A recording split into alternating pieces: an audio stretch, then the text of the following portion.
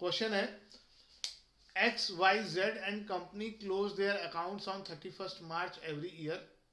On 1st July 18, machinery costing 60,000 was purchased. Further, on 1st January 19, a machine costing 60,000 was purchased and another machinery 10,000 was purchased on 1st 10/19. Out of the machine purchase which was purchased on 1st July 18, 20,000 became, अच्छा एक word missing है इसमें, word जो missing होगा वो होगा became ऑब्सीलीट. ऑब्सीलीट का मतलब होता है टेक्नोलॉजी की अपग्रेडिंग की वजह से यूजलेस हो जाना. आप देखेंगे जैसे ही कोई नई टेक्नोलॉजी आती है किसी प्रोडक्ट में, तो पुरानी टेक्नोलॉजी जो होती है उसकी वैल्यू एकदम गिर जाती है. यू तो मशीनरी ऑब्सलीट होने का मतलब है उसकी वैल्यू गिर जाना. उस क्योंकि वैल्यू गिर जाना नहीं, उसका यूजलेस हो जाना, क्योंकि टेक्नोलॉजी अपग्रेड हो गई है. और इसको 6,000 में सेल कर दिया गया है 1 अप्रैल 20 को, और 1 जनवरी 2021 को एक न्यू मशीनरी खरीद ली गई है 30,000 में. तो जो ईयर्स यहाँ मेंशन किए गए हैं उन ईयर्स का हमें अकाउंट बनाना है 10% डिमिनिशिंग बैलेंस से चार्ज करते हुए 3 ईयर्स का. तो पहला है, पहली मशीन खरीदी गई है 1 जुलाई 18 से, तो ये हो गया 31 मार्च 19 तक.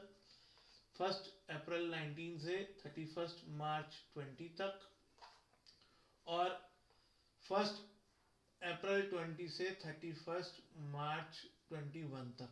अच्छा एक चेंज कर लो क्वेश्चन में, जो मशीनरी उसने कहा है कि 1 अप्रैल 2020 को बेची गई है, 1/4/2020 लिखा है, उसे 1/7/2020 कर लो क्वेश्चन में. 1/7/2020 सेल जो है वो इस तारीख को ही है, ध्यान रखना. ठीक है, 1 अप्रैल 2020 की जगह 1 जुलाई 2020. ये क्वेश्चन मैं सही करके आपको भेज दूंगा. एक क्वेश्चन मैंने और चेंज करवाया था, मिस प्रिंटिंग थी 16 में, तो वो दोनों चेंज करके मैं फिर से ये भेज दूंगा आपको, ताकि आगे के लिए आपके पास रहे.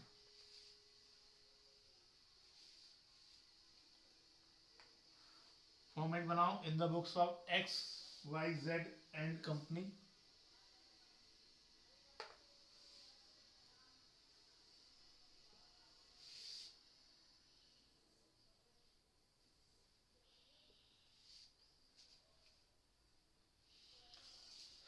स्टार्ट करते हैं. जुलाई 18 को एक मशीनरी खरीदी गई टू बैंक. फर्स्ट कितने में खरीदी गई ये मशीन? 60,000 में. इसी अकाउंटिंग ईयर में 1 जुलाई 19 जो 1 जनवरी 19 जो कि इसी में आएगा, एक और मशीन खरीद ली गई. इसलिए डेट्स लिखवाता हूं. जनवरी 19 इसी अकाउंटिंग ईयर का पार्ट है, पहले वाले के 31 मार्च 19 से पहले आएगा. सेकंड मशीन भी इसी अकाउंटिंग ईयर में खरीद ली गई है, और ये मशीन भी 60,000 की है. और कुछ इस अकाउंटिंग ईयर में नहीं हुआ है. 2019 मार्च 31 डेट लगेगा फर्स्ट मशीन पर, सेकंड मशीन पर, और 10% डिमिनिशिंग बैलेंस है. जुलाई 1 में खरीदी है, मार्च 31 तक 9 मंथ्स हुए, 4,500 आ जाएगा. जनवरी में खरीदी है, मार्च तक 3 मंथ्स हुए, 1,500 आ जाएगा. मैं कैलकुलेशन खुद कर दे रहा हूँ. एग्जाम में ये फैसिलिटी आपके पास नहीं होगी, वहां आपको खुद करनी पड़ेगी. बैलेंस करो.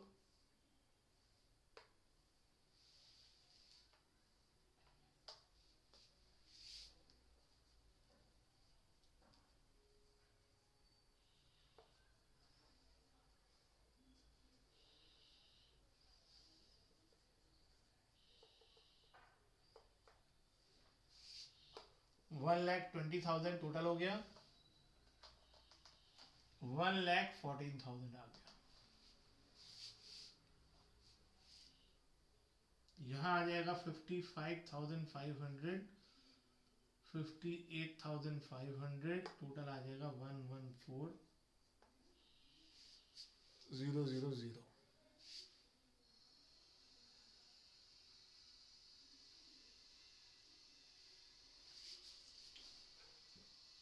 इस अकाउंटिंग ईयर में अक्टूबर में एक मशीन और खरीद ली गई। टू बैंक अकाउंट ब्रैकेट में थर्ड, और ये मशीन 10,000 की थी।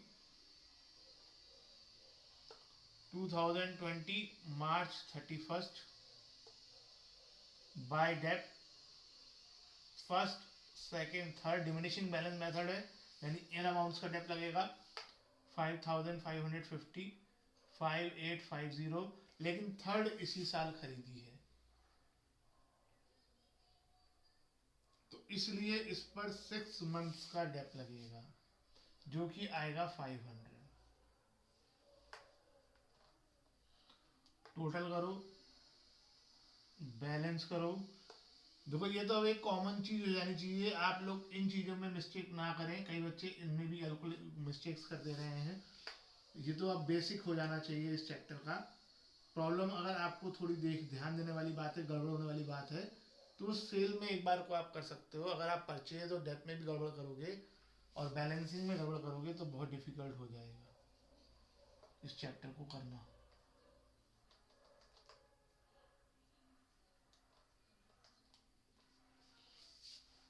फर्स्ट की वैल्यू निकालोगे, सेकंड की निकालोगे, थर्ड की निकालोगे।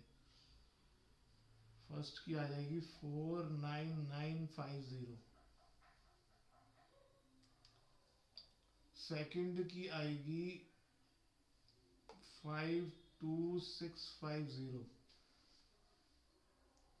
हाँ ठीक है, और थर्ड की आएगी 9500।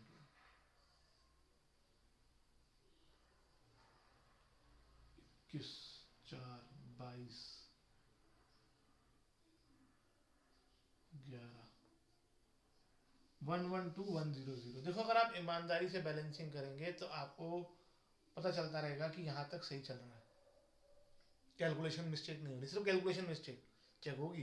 अगर आप डेप्रिसिएशन वाले लिख देंगे तब भी ये मैच करेगा।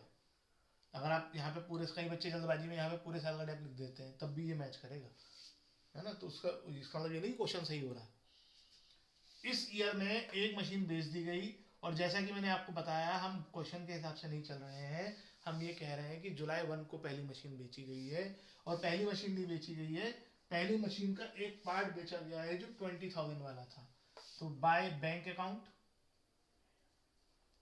बाय डेप अकाउंट ब्रैकेट में फर्स्ट। बैंक में तो 20,000 आ जाए, सॉरी सॉरी सॉरी, कितने में बेचा है? 6,000 में। बैंक में तो 6,000 आ जाएगा। अब डेट की बात करते हैं। अब पिछले दो क्वेश्चन हमने ओरिजिनल कॉस्ट मेथड से करे थे, ये डिमिनिशिंग से है। तो डेट निकालने के लिए हमें यहां वाला अमाउंट चाहिए, यहां वाली अमाउंट। तो हम वर्किंग नोट्स में यहां वाली अमाउंट निकालेंगे डेट निकालने के लिए भी। Book value of machine sold on 1 अप्रैल 2020। कैसे निकालेंगे? जो मशीन बेची गई वो कितने की थी? 20,000 की। वो 20,000 क्या थी? ओरिजिनल कॉस्ट थी उस मशीन की। आपको कभी भी ये वाली वैल्यू नहीं दी जाएगी। पिछले पिछले क्वेश्चन की तरह ये बता दिया गया है कि 60 में से 20 वाली मशीन बेच दी। 60 वाली की आज वैल्यू कितनी है? 49,950। तो 49,950 अपॉन 60,000। अगर आपको ये याद समझना है कि भी क्या ऊपर क्या नीचे, तो बहुत सिंपल है, कम वाली अमाउंट ऊपर, जैसे मार्क्स होते हैं कि 60,000 में से आपको 49,950 मार्क्स मिले हैं, और अगर एग्जाम 20,000 का होता तो कितने मार्क्स मिलते? यही कॉन्सेप्ट है। 60,000 की वैल्यू ऊपर 20,000 की कितनी, ठीक है। जितने की वैल्यू मालूम है उससे डिवाइड कर दो, जितने की निकालनी है उससे मल्टीप्लाई। तो ये आएगा 16650। तो अब जो डेप्थ निकलेगा जुलाई तक का यानी 3 मंथ्स का, वो 16650 पे निकलेगा 10% से 3 मंथ्स का। तो ये आएगा 416।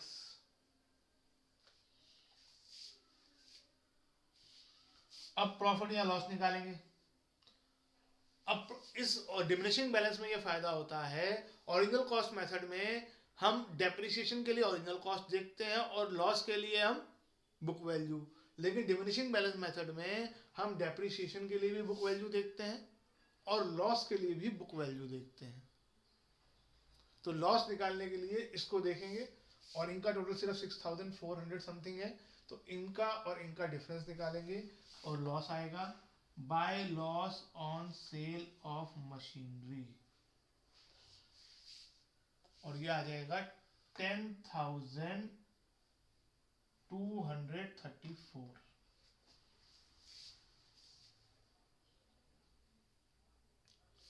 क्वेश्चन में देखो इस अकाउंटिंग ईयर में क्या हुआ है 2021 जनवरी 1 को एक मशीनरी और खरीद ली गई है टू बैंक ब्रैकेट में 4th। कितने में खरीदी गई है ये मशीन? ये 30,000 में खरीदी गई है। और कुछ हुआ है? नहीं हुआ है। तो 2021 में मार्च 31 में हम डेप लगाएंगे, और डेप जब लगाएंगे तो हमारे पास 4 मशीन है। 4 कौन सी वाली? पहली का एक पार्ट जो बच गया, दूसरी, तीसरी और चौथी जो अभी खरीदी। सबसे इंपॉर्टेंट चीज है फर्स्ट का डेप निकालना हर एक में। कौन सा मेथड है? डिमिनिशिंग बैलेंस मेथड, यानी हमें ये वाली वैल्यू चाहिए जो मशीनरी बच गई। पिछले 2 क्वेश्चन में ओरिजिनल कॉस्ट मेथड था, तो हमें ओरिजिनल कॉस्ट चाहिए थी उस मशीन की जो बच गई थी। आज हमें बुक वैल्यू चाहिए इस क्वेश्चन में, जो मशीन बच गई, book value of machine left on 1 अप्रैल 2020। जो मशीन बच गई उसकी आज की कीमत, बुक वैल्यू, जो पूरी मशीन की बुक वैल्यू थी 49950। पहले पूरी मशीन की कीमत लिखेंगे, इसमें से जो मशीन बेच दी उसकी बुक वैल्यू माइनस करेंगे। एक बार याद रखो, पिछले क्वेश्चन में ओरिजिनल कॉस्ट मेथड था, तो हमने ओरिजिनल कॉस्ट में से ओरिजिनल कॉस्ट माइनस करके ओरिजिनल कॉस्ट निकाल दी। ये डिमिनिशिंग बैलेंस मेथड है, तो इसमें हम जो मशीन है उसकी बुक वैल्यू में से जो मशीन बेच दी उसकी बुक वैल्यू माइनस करेंगे। बुक वैल्यू में से बुक वैल्यू माइनस होगी, ओरिजिनल कॉस्ट में से ओरिजिनल कॉस्ट। तो इसमें से 16650 माइनस होगा, ये ध्यान रखना है। 20,000 नहीं, 20,000 ओरिजिनल कॉस्ट थी।